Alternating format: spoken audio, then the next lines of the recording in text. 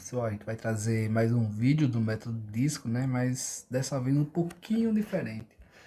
A gente vai tentar relacionar o método disco com coisas que a gente viu lá no ensino médio.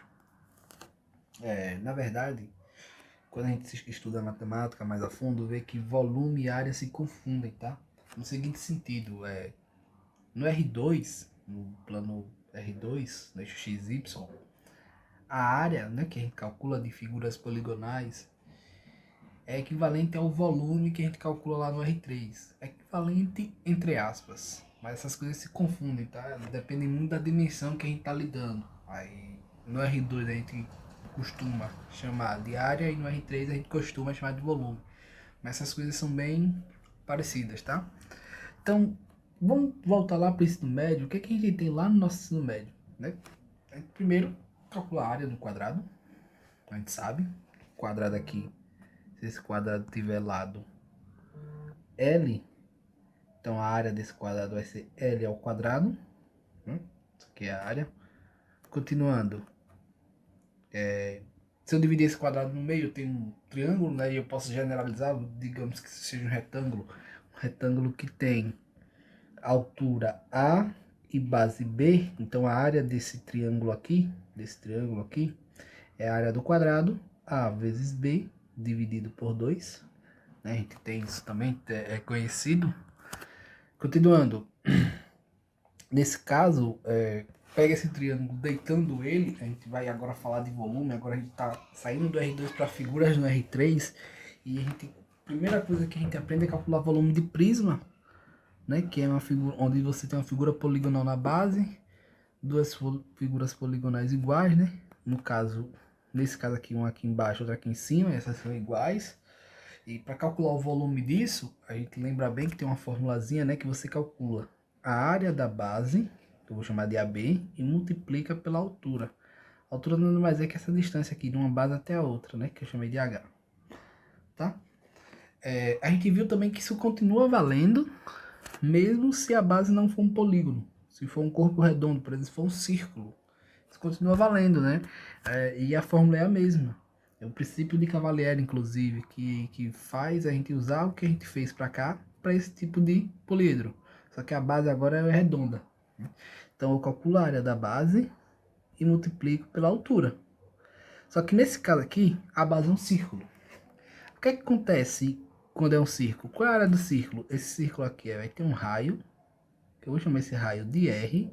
Então a área do círculo aqui vai ser π vezes R ao quadrado, vezes a altura, tá? Que vai ser a mesma coisa aqui que a gente viu no caso do prisma. A área da base, que é esse lado aqui, isso aqui é a minha área da base, vezes a altura. Então, grava isso. Veja que aqui já começa a aparecer o π, né? Então vamos lá, o que é que... Mas qual é a relação disso com o método disco, né? Qual é a relação disso? Bom, de onde sai aquele π? O que é que está acontecendo?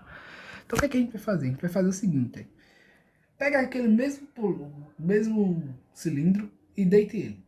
Ele continua com o mesmo volume, né? O volume desse cilindro aqui, ele continua sendo π r ao quadrado vezes a altura. É o mesmo. Aqui eu tô pegando, tô supondo que ele tem r de raio, tá? R de raio, lembra?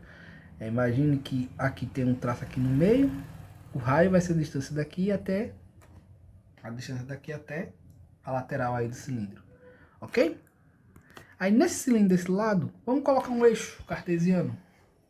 O eixo cartesiano furando, ele fura aqui e sai aqui. Então a gente já pode, como eu furei bem no centro, já pode ver o seguinte, que daqui para cá a gente tem nosso raio. E a gente pode imaginar esse eixo aqui por dentro, né? Ele tá aqui dentro, aí. É lá por dentro, passando bem no centro. Então a distância aqui continua sendo R, que é o raio do círculo. Ok? Essas coisas são... É bom a gente ter bem claro essas coisas.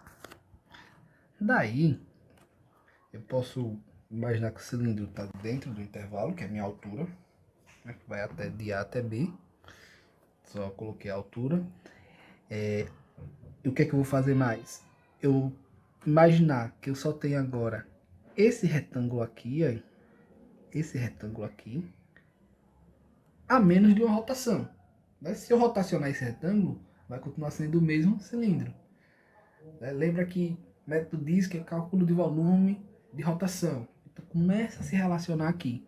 E essa altura aqui aí, é o R, que é o raio, né? Que são essas distâncias aqui, que é o raio. Tá? Então vale tudo isso. Então é isso que a gente vai fazer. Tirando, o que é que a gente tem? A gente tem essa figura, que quando rotaciona, resulta naquele cilindro. Só que qual era a área daquele cilindro inicial, né? O volume daquele cilindro, digamos.